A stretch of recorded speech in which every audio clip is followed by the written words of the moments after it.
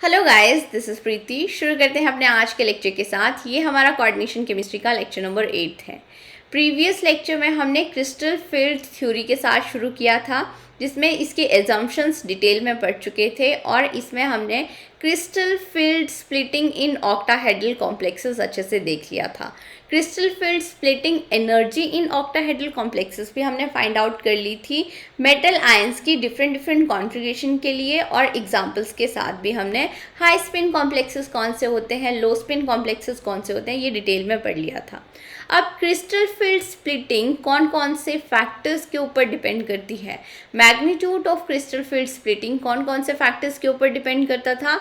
एक डिपेंड करता था चार्ज के ऊपर, सेंट्रल मेटल आयन के चार्ज के ऊपर। ठीक है, चार्ज जितना ज़्यादा होगा क्रिस्टल फील्ड स्प्लिटिंग की वैल्यू भी उतनी ही ज़्यादा होगी। सेकेंड डिपेंड करता था प्रिंसिपल क्वांटम नंबर के ऊपर। जैसे जैसे प्रिंसिपल क्वांटम नंबर इंक्रीज करेगा वैसे वैसे क्रिस्टल फील्ड स्प्लिटिंग का मैग्नीट्यूड भी इंक्रीज करेगा। नेक्स्ट हमने और कौन सा फैक्टर देखा था, nature of ligands. Strong field ligands में क्रिस्टल फील्ड स्प्लिटिंग का मैग्नीट्यूड ज़्यादा होता था, क्योंकि strong field ligand strongly interact करते हैं मेटल आयंस के साथ। और अगर क्रिस्टल फील्ड स्प्लिटिंग की वैल्यू ज़्यादा होगी तो लो स्पिन ऑक्टाहेड्रल कॉम्प्लेक्सेस मिलते हैं, लो स्पिन ऑक्टाहेड्रल कॉम्प्लेक्सेस मिलेंगे।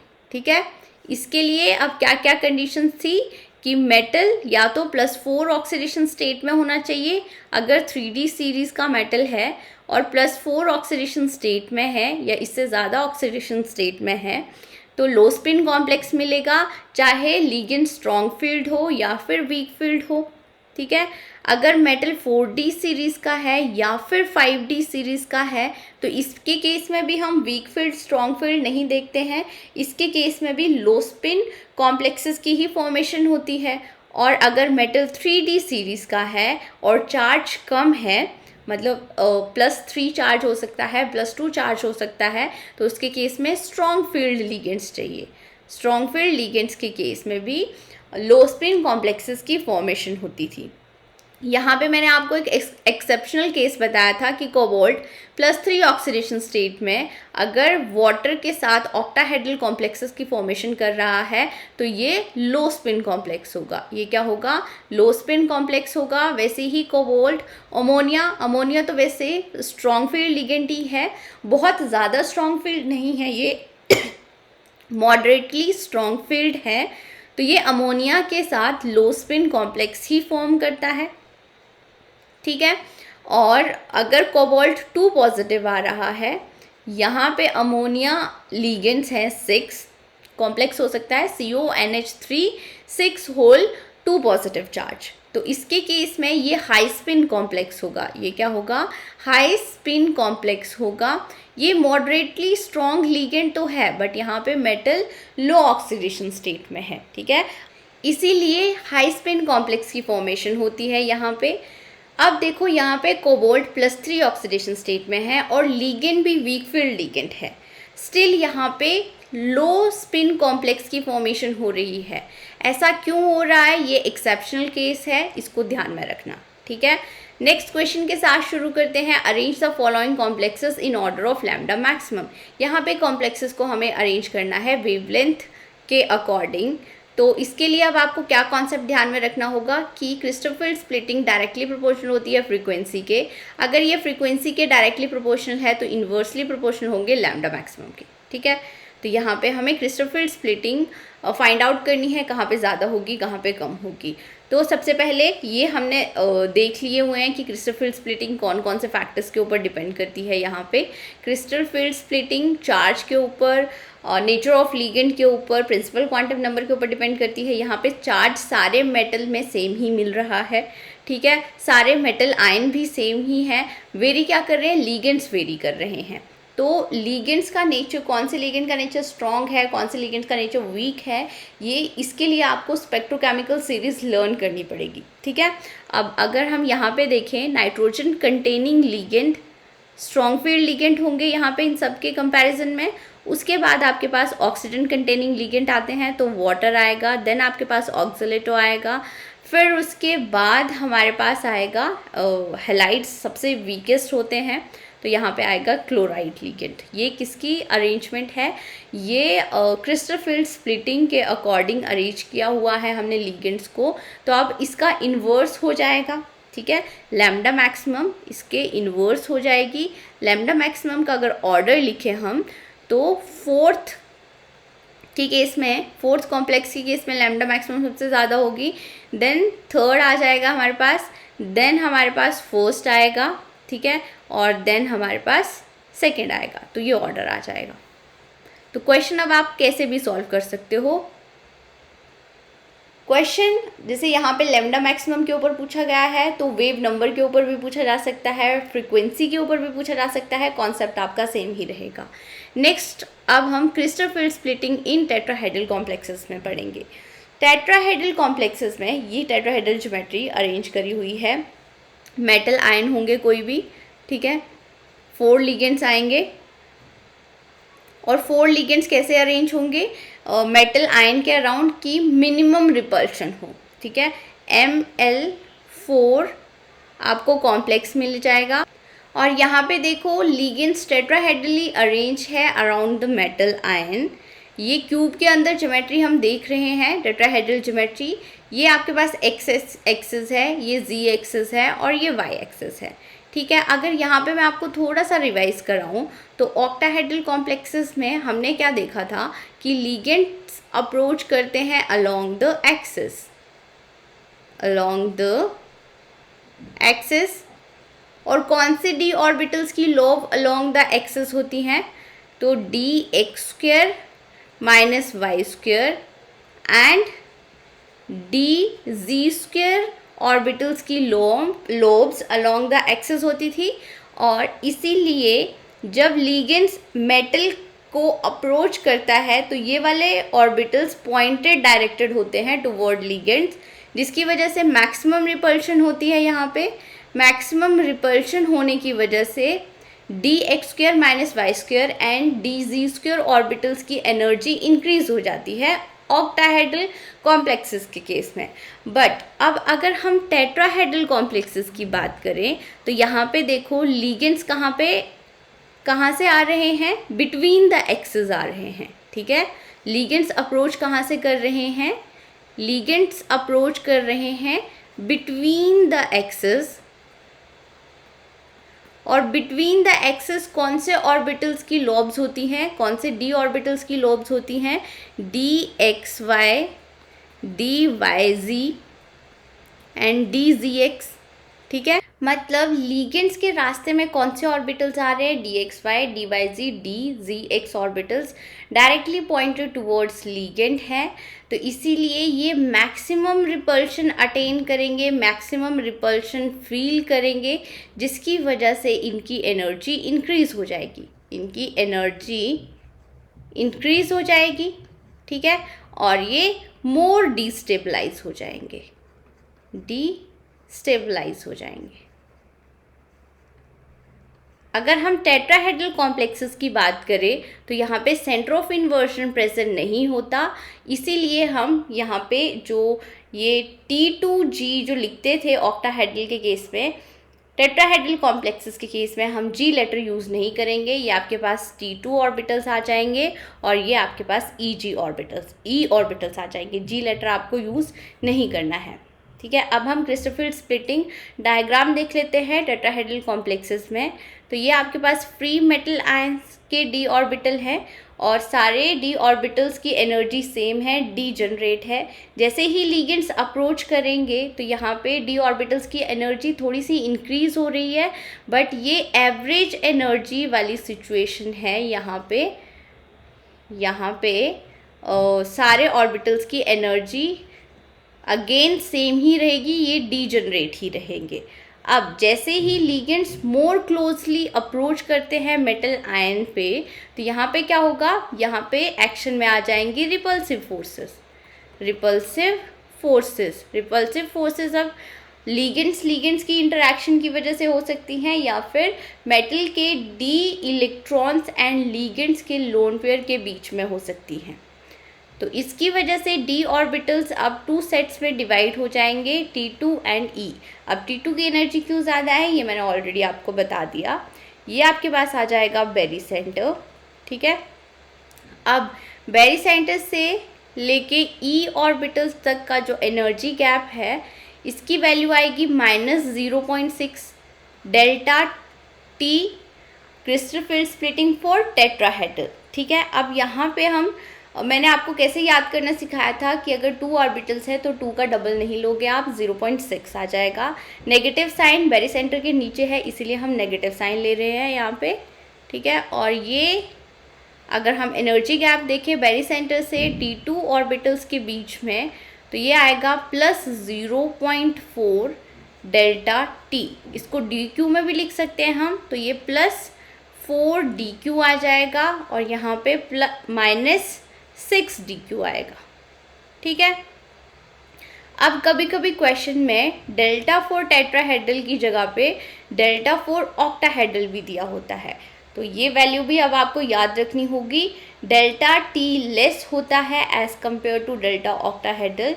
यहाँ पे आ जाएगा ये 4/9, ठीक है। अब हम फॉर्मूला क्रिस्टल फील्ड एनर्जी के लिए फॉर्मूला देख लेते हैं। तो क्रिस्टल फील्ड एनर्जी जैसे हमने ऑक्टाहेड्रल के लिए निकाली थी वैसे ही यहाँ पे निकालेंगे।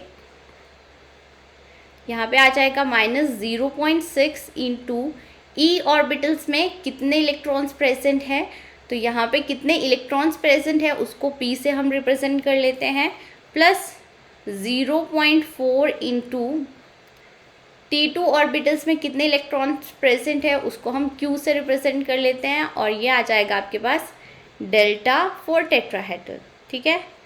इसको डेल्टा टी की जगह पे 4/9 डेल्टा नॉट भी डेल्टा 4 ऑक्टाहेड्रल भी हम लिख सकते हैं और इसकी वैल्यू कैलकुलेट करने के बाद फॉर्मूला आएगा -0.27 P प्लस 0.18 Q।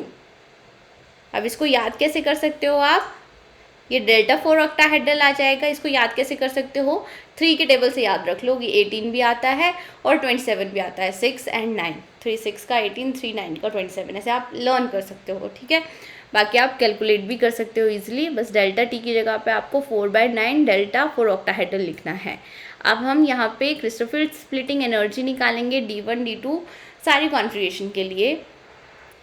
ये कॉम्प्लेक्स दिया हुआ है, टेट्राहेड्रल कॉम्प्लेक्स है। मेटल यहाँ पे आएगा +4 ऑक्सीडेशन स्टेट में। Scandium titanium vanadium atomic number 23 है तो D में 3 इलेक्ट्रॉन्स आ गए, 4s में 2 आएंगे और +4 ऑक्सीडेशन स्टेट में 3d1 इलेक्ट्रॉनिक कॉन्फ़िगरेशन होगी। D1 इलेक्ट्रॉनिक कॉन्फ़िगरेशन है, यहाँ पे 1 इलेक्ट्रॉन आ गया। ई ऑर्बिटल्स में भी 1 इलेक्ट्रॉन आएगा और T2 ऑर्बिटल्स में 1 भी इलेक्ट्रॉन नहीं आएगा। क्रिस्टल फील्ड स्प्लिटिंग एनर्जी हम फाइंड आउट करेंगे, तो फॉर्मूला आपको क्या लगाना है यहाँ पे -0.6 इंटू 1, ये आपके पास आ रहा है डेल्टा 4 टेट्राहेड्रल के लिए। यहाँ पे तो 0 ही है तो बाकी फॉर्मूला लिखने की ज़रूरत नहीं है। यहाँ पे आ जाएगा -0.6, इसको हम ऑक्टाहेड्रल में भी कन्वर्ट कर सकते हैं, इंटू 4/9 डेल्टा 4 ऑक्टाहेड्रल। और यहाँ पे जब आप इसको सॉल्व करोगे तो आपके पास वैल्यू आ जाएगी -0.27 डेल्टा 4 ऑक्टाहेड्रल, या फिर आप लिख सकते हो इसको -2.7 DQ, ठीक है। नेक्स्ट एग्जांपल ले लेते हैं। यहाँ पे अब ये x - 4 = -1, x + 3 ऑक्सीडेशन स्टेट में आ रहा है तो D2 इलेक्ट्रॉनिक कॉन्फ़िगरेशन होगी। यहाँ पे 2 इलेक्ट्रॉन्स हमने फिल कर दिए, ये E में 2 इलेक्ट्रॉन्स आएंगे, ठीक है। और T2 में 1 भी इलेक्ट्रॉन नहीं आएगा। और एक और बात मैं आपको बताना भूल गई कि यहाँ पे एनर्जी गैप कम होता है, ठीक है। मैंने क्या बोला, डेल्टा T = 4/9 डेल्टा 4 ऑक्टाहेड्रल। ये अब डेल्टा टी की वैल्यू बहुत कम है इसीलिए यहाँ पे पेयरिंग नहीं होती। यहाँ पे टेट्राहेड्रल कॉम्प्लेक्सेस के केस में पेयरिंग नहीं होगी, आपको हमेशा हाई स्पिन कॉम्प्लेक्सेस ही मिलेंगे, हाई स्पिन कॉम्प्लेक्सेस ही मिलेंगे, ठीक है। D2, अब यहाँ पे हम crystal field splitting energy find out कर लेते हैं। स्प्लिटिंग एनर्जी, तो यहाँ पे क्या आ जाएगा, 2 इंटू -2 इंटू 0.6, तो यहाँ पे ये डेल्टा 4 टेट्राहेड्रल के लिए है। अगर हम यहाँ पे 1.2 माइनस 1.2 इंटू 4/9 डेल्टा 4 ऑक्टाहेड्रल के लिए लिख लेंगे, और ये वैल्यू आ जाएगी अब 0.54 डेल्टा 4 ऑक्टाहेड्रल, ठीक है, माइनस में आएगी ये। नेक्स्ट देख लो, नेक्स्ट D3, यहाँ पे भी ऑक्सीडेशन स्टेट आप इजीली फाइंड आउट कर लोगे। -4 = -2, तो यहाँ पे X+2 ऑक्सीडेशन स्टेट में है, D3 इलेक्ट्रॉनिक कॉन्फ़िगरेशन होगी। 3 इलेक्ट्रॉन्स हमने फिल कर दिए। यहाँ पे मैंने ऑलरेडी बताया लो स्पिन कॉम्प्लेक्सेस मिलेंगे नहीं, तो यहाँ पे E में 2 इलेक्ट्रॉन्स हैं और T2 में 1 इलेक्ट्रॉन है। तो अब यहाँ पे हम क्रिस्टल फील्ड स्प्लिटिंग एनर्जी के लिए फॉर्मूला लिख लेते हैं, -0.6 इंटू 2 प्लस 0.4 इंटू 1, ये आ गया 0.8 माइनस डेल्टा 4 टेट्राहेड्रल है, ठीक है, ये क्या है, डेल्टा 4 टेट्राहेड्रल है। वैल्यू पुट करेंगे, -0.8 इंटू 4/9 डेल्टा 4 ऑक्टाहेड्रल आ जाएगा, और ये वैल्यू आएगी आपके पास 0.36 माइनस में डेल्टा 4 ऑक्टाहेड्रल। DQ में भी आप लिख सकते हो। अब अगर कंपैरिजन किया जाता है कि D2 और D3 इलेक्ट्रॉनिक कॉन्फ़िगरेशन में कहाँ पे क्रिस्टल फील्ड एनर्जी ज़्यादा है, ठीक है, तो यहाँ पे हम नेगेटिव साइन नहीं लेते हैं कि जैसे मैथमेटिक्स में नेगेटिव साइन में जो बड़ी वैल्यू होती थी वो छोटी वैल्यू होती थी, वैसा नहीं करना है। एग्जाम्पल लेके देख सकते हैं, D2 इलेक्ट्रॉनिक कॉन्फ़िगरेशन में वैल्यू आएगी -0.54 डेल्टा O, तो इसके केस में अब कौन सी ग्रेटर वैल्यू है, कौन सी लार्जर वैल्यू है, यही वाली वैल्यू लार्जर है। नेगेटिव साइन सिर्फ इंडिकेट कर रहा है कि ऑर्बिटल्स बेरिसेंटर के नीचे हैं। नेक्स्ट अब हम D4 इलेक्ट्रॉनिक कॉन्फ़िगरेशन वाले एग्जांपल ले लेते हैं। यहाँ पे Cr+2 ऑक्सीडेशन स्टेट में है, D4 इलेक्ट्रॉनिक कॉन्फ़िगरेशन होगी। 4 इलेक्ट्रॉन्स फिल कर दो, हाई स्पिन कॉम्प्लेक्स होंगे। E में 2 इलेक्ट्रॉन्स आ गए, T2 में भी 2 इलेक्ट्रॉन्स ही आएंगे। अब यहाँ पे क्रिस्टल फील्ड स्प्लिटिंग एनर्जी आप खुद से फाइंड आउट कर सकते हो, नॉर्मल कैलकुलेशन से ही फाइंड आउट करनी है। लाइकवाइज यहाँ पे भी आप खुद से फाइंड आउट कर सकते हो। अब ये चार्ट है टेट्राहेड्रल कॉम्प्लेक्सेस के लिए, टेट्राहेड्रल कॉम्प्लेक्सेस के लिए यहाँ पे मेटल के D इलेक्ट्रॉनिक कॉन्फ़िगरेशन लिखी हुई है मेटल आयन की। ये हम डेल्टा O फाइंड आउट कर रहे हैं, मतलब कन्वर्ट करके ये वैल्यूज़ दी गई हैं। अब इन वैल्यूज़ को आप याद कैसे कर सकते हो, जैसे D1 इलेक्ट्रॉनिक कॉन्फ़िगरेशन में हमने फॉर्मूला लिखा था crystal field splitting energy find out करने के लिए, तो वहाँ पे -0.27 आ रहा था, तो D1 इलेक्ट्रॉनिक कॉन्फ़िगरेशन के लिए -2.07 आएगा। और D1 एंड D6 के लिए एक जैसी डेल्टा नॉट की वैल्यू होगी, ठीक है, डेल्टा O की वैल्यू एक ही होगी यहाँ पे D1 एंड D6 की, -0.27। D2 इसका डबल कर दो, D2 एंड D7 की एक जैसी होगी। D3 एंड D4 की कैसे याद रखोगे, फिर हमने एक फॉर्मूला क्या लिखा था, -0.27 P प्लस 0.18 Q, ठीक है, तो यहाँ पे 0.18 आप याद कर सकते हो उससे, और उसका डबल कर दोगे तो D3 के लिए डेल्टा 4 ऑक्टाहेड्रल की वैल्यू हम फाइंड आउट कर सकते हैं। D5 के लिए वैल्यू आएगी 0, ठीक है। अब ये याद, अगर आप जितने क्वेश्चंस प्रैक्टिस करोगे ना, आपको खुद से ही याद हो जाती है।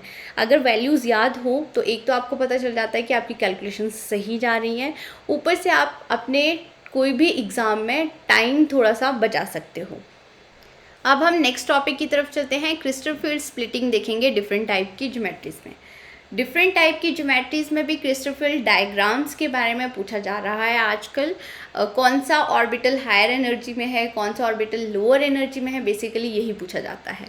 तो डिफरेंट कोऑर्डिनेशन नंबर के लिए डिफरेंट ज्योमेट्रीज मिल सकती हैं। जैसे कोऑर्डिनेशन नंबर 4 टेट्राहेड्रल ज्योमेट्री के लिए हम क्रिस्टल फील्ड स्प्लिटिंग एनर्जी का डायग्राम देख चुके हैं, बट स्क्वायर प्लेनर के लिए हमें देखना है। कोऑर्डिनेशन नंबर अगर 5 आ रहा है तो यहाँ पे ज्योमेट्री हो सकती है trigonal, bipyramidal, square pyramidal. Coordination number 6 के लिए ऑक्टाहेड्रल ज्योमेट्री हो सकती है, जिसमें crystal field splitting energy diagram हम देख चुके हैं। ट्रायगोनल प्रिज्मेटिक में हमें देखना है। कोऑर्डिनेशन नंबर 7 में पेंटागोनल बायपिरामिडल ज्योमेट्री हो सकती है या फिर मोनोकैप्ड ऑक्टाहेड्रल।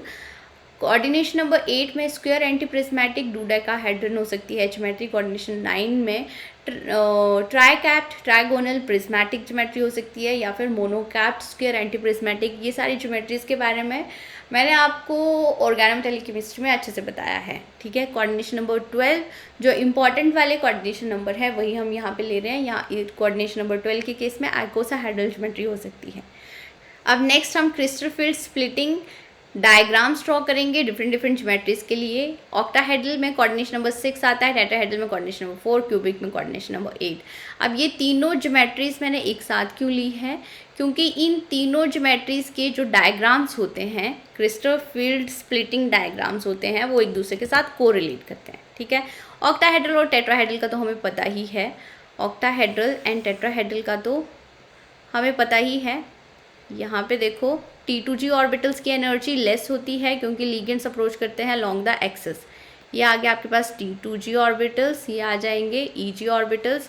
D ऑर्बिटल्स के नाम लिखो क्योंकि क्वेश्चंस यहाँ पे D ऑर्बिटल्स के ऊपर ही पूछे जाएंगे। DXY is equal to DYZ is equal to DZX, ठीक है।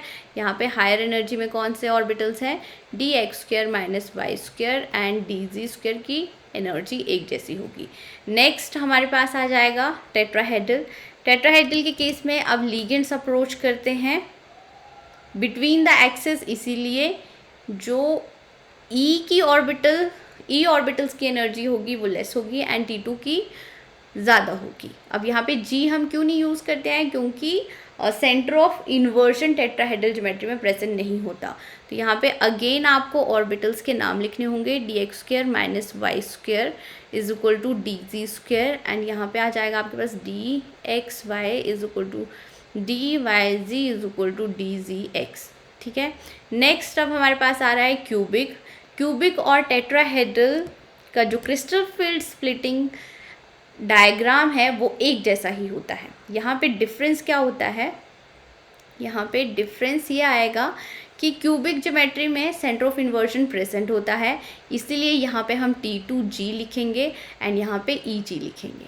बाकी तो ये लिखो आप DX² minus Y² is equal to DZ² and यहाँ पे XY YZ एंड DZX, ठीक है।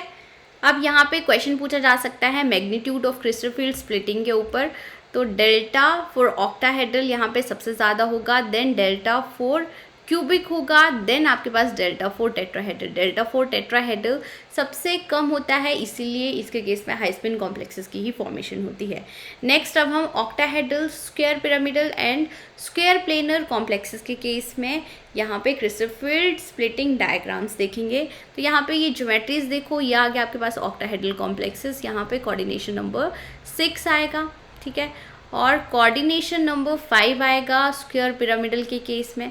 अब कोऑर्डिनेशन नंबर 5 कैसे आ सकता है, यहाँ से एक लिगेंड चला गया तब आपके पास ये कोऑर्डिनेशन नंबर 5 आ जाएगा। देन कोऑर्डिनेशन नंबर 4 कैसे आएगा, ये वाला लिगेंड भी चला गया यहाँ से और ये आ गया आपके पास कोऑर्डिनेशन नंबर 4। कोरिलेट करके ही हम डायग्राम्स ड्रॉ करेंगे ताकि आपको ईजिली याद हो जाए। ऑक्टाहेड्रल ज्योमेट्री के लिए crystal field splitting diagram draw कर लिया हमने जल्दी से, ठीक है। अब ऑक्टाहेड्रल ज्योमेट्री से स्क्वायर पिरामिडल ज्योमेट्री की फॉर्मेशन कैसे हुई है, यहाँ से ये वाला लिगेंड चला गया और स्क्वायर पिरामिडल ज्योमेट्री की फॉर्मेशन होगी। अब ये लिगेंड Z एक्सिस के थ्रू है। स्क्वायर पिरामिडल ज्योमेट्री के लिए जो भी क्रिस्टल फील्ड स्प्लिटिंग डायग्राम है वो कैसे याद कर सकते हो आप, ये लिगेंड किसके थ्रू है, Z एक्सिस के थ्रू है। अगर Z एक्सिस के थ्रू लिगेंड है तो जितने भी ऑर्बिटल Z एक्सिस के थ्रू हैं उनमें लेस रिपल्शन होगी। यहाँ पे लिगेंड कम हो गया तो लेस रिपल्शन होगी। अगर लेस रिपल्शन हो रही है मतलब Z एक्सिस के थ्रू जो भी ऑर्बिटल्स हैं, जो भी ऑर्बिटल Z एक्सिस के थ्रू हैं उनके पास लेस एनर्जी हो जाएगी, लेस एनर्जी, ठीक है। बस यही वाला कॉन्सेप्ट आपको लगाना है और यहाँ पे डायग्राम हम इजीली ड्रॉ कर सकते हैं। अब ये जो DZ² है, Z एक्सिस के थ्रू जो ऑर्बिटल है उसकी एनर्जी यहाँ पे कम हो जाएगी। इसकी एनर्जी क्या हो जाएगी, यहाँ पे कम हो जाएगी और X square minus Y square की एनर्जी यहाँ पे ज़्यादा हो जाएगी। ठीक है, लाइकवाइज यहाँ पे भी जो ये D Y Z D Z X है, इनकी एनर्जी कम हो जाएगी, ये होगी इनकी एनर्जी कम, एंड डी एक्स वाई की एनर्जी ज़्यादा हो जाएगी। ऑर्बिटल्स के नाम लिख लो, ये आ गया D X square minus Y square, ये आ गया आपके पास डी जी स्क्वायर, ये आ गया डी एक्स वाई, एंड ये आ गया D X Z is equal to D by Z. ठीक है, अब आप इजीली अब याद कर सकते हो स्क्वायर पिरामिडल ज्योमेट्री के लिए। ये डायग्राम आ गया CFSC और CFS crystal field splitting diagram, ये ऑक्टाहेड्रल के लिए है, ये स्क्वायर पिरामिडल के लिए है। क्रैम करने की आपको ज़रूरत नहीं है अब यहाँ पे। ठीक है, अब स्क्वायर प्लेनर ज्योमेट्री की फॉर्मेशन कैसे हो रही है? जी एक्सिस के थ्रू एक और लीगेंड चला गया, मतलब जी एक्सिस के थ्रू और रिपल्शन कम हो गई, मतलब जो भी जी एक्सिस के थ्रू ऑर्बिटल्स हैं उनकी और एनर्जी कम हो गई। बस यही कॉन्सेप्ट लगाना है हमें। तो ये वाला जो ऑर्बिटल है अब ये और नीचे चला जाएगा। ठीक है, और ये एक्स वाई वाला ऑर्बिटल की एनर्जी ज़्यादा हो जाएगी, X square minus Y square वाले की एनर्जी भी ज़्यादा हो जाएगी, और इसकी एनर्जी और कम हो जाएगी। जी ऑर्बिटल्स वाले की एनर्जी कम हो रही है क्योंकि यहाँ पे रिपल्शन कम हो रही है, क्योंकि यहाँ से लिगेंड्स जा रहे हैं। ठीक है, तो ये आ गया अब डी, रेड पेन से ही लिखती हूँ इसको, ये आ गया अब आपके पास D X square minus Y square, ये आ गया डी एक्स वाई, ये आ गया डी जी स्क्वायर, एंड ये आ गया आपके पास D Y Z is equal to D Z X. ये किसके लिए डायग्राम आ गया? अब ये वाला डायग्राम आ गया आपके पास स्क्वायर प्लेनर के लिए। ठीक है, अब मैंने आपको ऑलरेडी बताया था कि स्क्वायर प्लेनर की जो क्रिस्टल फील्ड स्प्लिटिंग की वैल्यू ज़्यादा होती है एज़ कम्पेयर टू ऑक्टाहेड्रल, तो आप इजीली यहाँ पे चेक कर सकते हो ये वैल्यू ज़्यादा होगी। नेक्स्ट अब डायग्राम, नेक्स्ट ये क्वेश्चन है, यहाँ पे क्लोराइड लिगेंड्स ऐड हो रहे हैं तो कॉम्प्लेक्स की फॉर्मेशन क्या होगी? NiCN5, होल कॉम्प्लेक्स के ऊपर 2 नेगेटिव चार्ज, सॉरी 3 नेगेटिव आ जाएगा। अब यहाँ पे ये आपके पास D8 इलेक्ट्रॉनिक कॉन्फ़िगरेशन होगी, यहाँ पे भी निकल की D8 इलेक्ट्रॉनिक कॉन्फ़िगरेशन ही होगी। ठीक है, ये कॉम्प्लेक्स क्या है? ये है स्क्वायर प्लेनर कॉम्प्लेक्स। यहाँ पे हमें बताना है कि हायर एनर्जी पे कौन से ऑर्बिटल हैं, और ये आपके पास स्क्वायर पिरामिडल कॉम्प्लेक्स है, स्क्वायर पिरामिडल कॉम्प्लेक्स है। ठीक है, बड़े सारे क्वेश्चंस बन सकते हैं। जल्दी से पहले हम डायग्राम ड्रॉ करते हैं यहाँ पे। तो स्क्वायर प्लेनर के लिए कैसे डायग्राम होगा? जो X square minus Y square है ये सबसे ऊपर जाएगा, X square minus Y square. Cram करने की ज़रूरत नहीं है, ये ऑलरेडी मैंने आपको बता दिया है क्यों जा रहा है ऊपर। यहाँ पे डी एक्स वाई वाला जाएगा। ठीक है, उसके बाद यहाँ पे आएगा आपके पास डी जी स्क्वायर, एंड यहाँ पे आ जाएगा आपके पास D X Z is equal to D Y Z. ठीक है, अगर हम इलेक्ट्रॉन्स की फिलिंग करें तो यहाँ पे इलेक्ट्रॉन्स की फिलिंग कर सकते हैं 1 2 3 4 5 6 7 8 इलेक्ट्रॉन्स फिल हो गए। अब नेक्स्ट ये स्क्वायर पिरामिडल ज्योमेट्री के लिए डायग्राम कैसे होगा क्रिस्टल फील्ड स्प्लिटिंग का? यहाँ पे भी D X square minus Y square तो ऊपर ही रहेगा, ये D X square minus Y square ऊपर रहेगा, बट यहाँ पे आता है अब D Z square, D Z square, और उसके बाद आता है आपके पास यहाँ पे डी एक्स वाई, एंड सबसे नीचे लोएस्ट एनर्जी वाला जो सबसे स्टेबलाइज ऑर्बिटल्स होंगे वो हैं D X Z is equal to D Y Z. यहाँ पे भी इलेक्ट्रॉन्स की फिलिंग कर सकते हो आप 1 2 देन 3 4 5 6 7 8। ठीक है, अब यहाँ पे जो हाईएस्ट ऑक्यूपाइड ऑर्बिटल है वो dxy है, और यहाँ पे जो हाईएस्ट ऑक्यूपाई ऑर्बिटल है वो dz² है। वेकेंट ऑर्बिटल्स दोनों के सेम है। तो क्वेश्चन कैसे भी पूछा जा सकता है, इलेक्ट्रॉनिक कॉन्फ़िगरेशन के ऊपर क्वेश्चन पूछा जा सकता है। इलेक्ट्रॉनिक कॉन्फ़िगरेशन क्या होगी, dxz इक्वल टू dyz, यहाँ पे स्क्वायर आएगा, यहाँ पे भी स्क्वायर आएगा। उसके बाद एनर्जी किसकी ज़्यादा है, dz² की ज़्यादा है। उसके बाद आ जाएगा dxy, यहाँ पे इसमें भी 2 इलेक्ट्रॉन्स है, इसमें भी 2 इलेक्ट्रॉन्स है, और उसके बाद dx² माइनस y², इसमें एक भी इलेक्ट्रॉन प्रेजेंट नहीं है। तो ऐसे इलेक्ट्रॉनिक कॉन्फ़िगरेशन भी आपसे पूछी जा सकती है। ये स्क्वायर प्लेनर ज्योमेट्री के लिए है, ये स्क्वायर पिरामिडल ज्योमेट्री के लिए है। अब इजीली आपको यहाँ पे याद हो जाएगा ये। नेक्स्ट अब हम trigonal bipyramidal, pentagonal bipyramidal, square antiprismatic के लिए क्रिस्टोफर स्प्लिटिंग डायग्राम्स ड्रॉ करेंगे। इन तीनों के डायग्राम्स एक दूसरे के साथ कोरिलेट करते हैं। यहाँ पे पॉइंट ग्रुप आएगा D3H, यहाँ पे पॉइंट ग्रुप आएगा D5H, यहाँ पे पॉइंट ग्रुप आएगा D4D। ठीक है, अब याद कैसे रखोगे आप, ट्रायगोनल बायपिरामिडल ज्योमेट्री के लिए आप पहले कौन सी ज्योमेट्री बनाते हो, ट्रायगोनल प्लेनर। तो ये आ गया आपके पास ट्रायगोनल प्लेनर ज्योमेट्री, यहाँ पे मेटल आएगा, लिगेंड्स आगे। ठीक है, उसके बाद ट्रायगोनल बायपिरामिडल बनाने के लिए लिगेंड्स अप्रोच करेंगे अब अलोंग z एक्सिस के थ्रू यहाँ पे लिगेंड्स अप्रोच कर रहे हैं, तो dz² ऑर्बिटल की एनर्जी क्या होगी, सबसे ज़्यादा होगी। बस यही बात आपको ध्यान में रखनी है। अब हम डायग्राम ड्रॉ कर लेते हैं। यहाँ पे ये 3 सेट्स में डिवाइड होंगे। यहाँ पे d ऑर्बिटल्स, सबसे ऊपर आ जाएगा dz², उसके बाद नीचे आ जाएंगे dxz is equal to dyz। ठीक है, उसके बाद थर्ड सेट में क्या आएगा, dxy is equal to dx² minus y²। ये किसके लिए आ गई, TBP के लिए आ गई। क्रिस्टल फील्ड स्प्लिटिंग डायग्राम आ गया। और उसके बाद अब हम किसके लिए बनाएंगे, पेंटागनल बायपिरामिडल के लिए बनाएंगे। ये सेम ही होता है।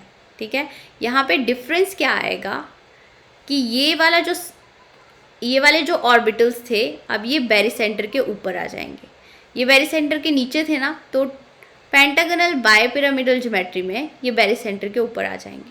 ठीक है, तो यहाँ पे ये dz² आ गया, ये dx² minus y² is equal to dxy आ जाएंगे ऑर्बिटल्स यहाँ पे, एंड यहाँ पे dxz is equal to dyz।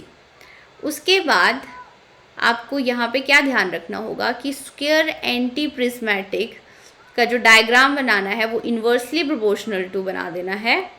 Trick है ये याद रखने का पेंटागनल बायपिरामिडल के। ठीक है, कैसे बनाओगे ये, अब इन्वर्स बनाना है, मतलब क्या करना है, यहाँ पे जो dz² था सबसे ऊपर था वो सबसे नीचे चला जाएगा, जो सबसे नीचे वाले ऑर्बिटल्स थे वो सबसे ऊपर आ जाएंगे। ये बेरिसेंटर के ऊपर था, ये बेरिसेंटर के अब नीचे आ जाएंगे।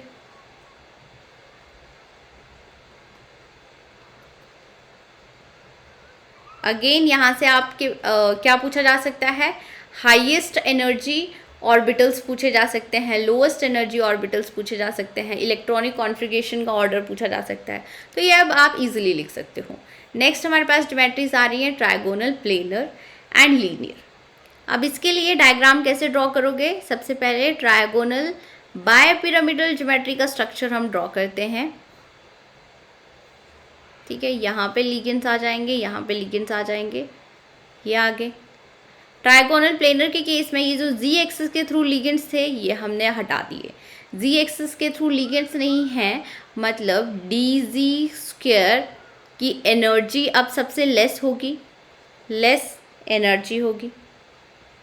ठीक है, तो यहाँ पे अब इजीली हम यहाँ पे डायग्राम ड्रॉ कर सकते हैं। ये भी 3 सेट्स में ही डिवाइड होंगे। यहाँ पे भी d ऑर्बिटल्स, सबसे नीचे आ जाएगा dz²। ठीक है, उसके बाद यहाँ पे आ जाएंगे, अब ये बेरिसेंटर के नीचे आ रहे हैं dxz is equal to dyz, और सबसे ऊपर आ जाएंगे आपके पास dx square minus Y square is equal to dxy orbitals. Again configuration, highest energy orbitals, lowest energy orbitals आपसे पूछे जा सकते हैं। अब लीनियर ज्योमेट्री आप कैसे ड्रॉ करोगे? अगेन यहाँ पे हम ट्रायगोनल बायपिरामिडल ज्योमेट्री ही ड्रॉ करते हैं, ठीक है। अब इससे आपको लीनियर मिल जाएगी यहाँ पे। जब हम यहाँ से ये 3 लीजेंड्स रिमूव करेंगे तब आपको ये वाली ज्योमेट्री मिल रही है लीनियर। मतलब अब z एक्सिस के थ्रू लीजेंड्स हैं, तो dz स्क्वायर ऑर्बिटल की एनर्जी अब यहाँ पे सबसे ज़्यादा होगी,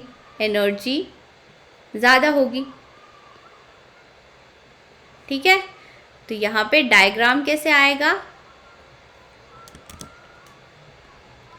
इसका उल्टा कर दो।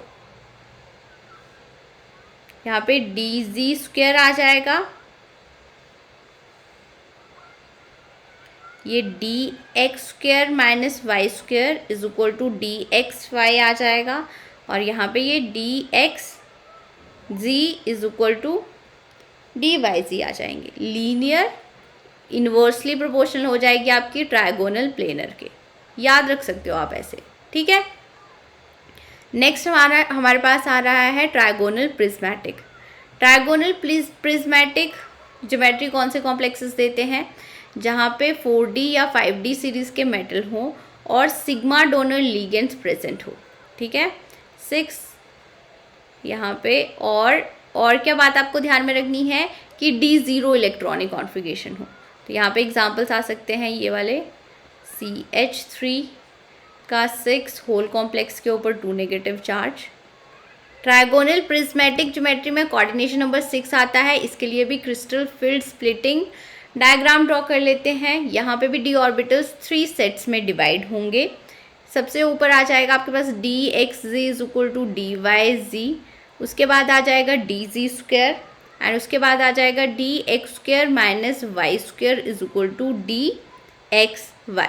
ये एनर्जी ऑर्बिटल्स के एनर्जी का ऑर्डर आप यहाँ से लिख सकते हो। हाईएस्ट एनर्जी ऑर्बिटल है ये, हाईली डिस्टेबलाइज्ड होगा। नेक्स्ट आइकोसाहेड्रल ज्योमेट्री के लिए अगर हम यहाँ पे एग्जांपल देखें तो सीरियम NO3 6 होल कॉम्प्लेक्स के ऊपर 2 नेगेटिव चार्ज, ये एग्जांपल आ जाएगा यहाँ पे। और इसके केस में सारे d ऑर्बिटल्स डीजनरेट रहते हैं, ठीक है। यहाँ पे ऑर्बिटल्स क्या रहेंगे? डीजनरेट ही रहेंगे। dx square minus Y square is equal to dxy is equal to dz square is equal to dyz is equal to dzx, ठीक है। इनकी एनर्जी सेम ही रहती है। तो ये क्रिस्टल फील्ड स्प्लिटिंग हमने सारी ज्योमेट्रीज के लिए देख ली। आजकल यहाँ से क्वेश्चंस बनते हैं, हाईएस्ट एनर्जी पे कौन सा ऑर्बिटल है, लोएस्ट एनर्जी पे कौन सा ऑर्बिटल है, ऑर्बिटल्स की एनर्जी का ऑर्डर बताओ, इस तरह के क्वेश्चंस बनते हैं। ये वाला कॉन्सेप्ट इंपॉर्टेंट है, तो आप इनके डायग्राम्स की 3-4 बार प्रैक्टिस करना, फिर आपको इजीली समझ में आ जाएंगे। आई होप आपको लेक्चर अच्छा लगा हो। Do share, subscribe and like my channel. Thank you guys.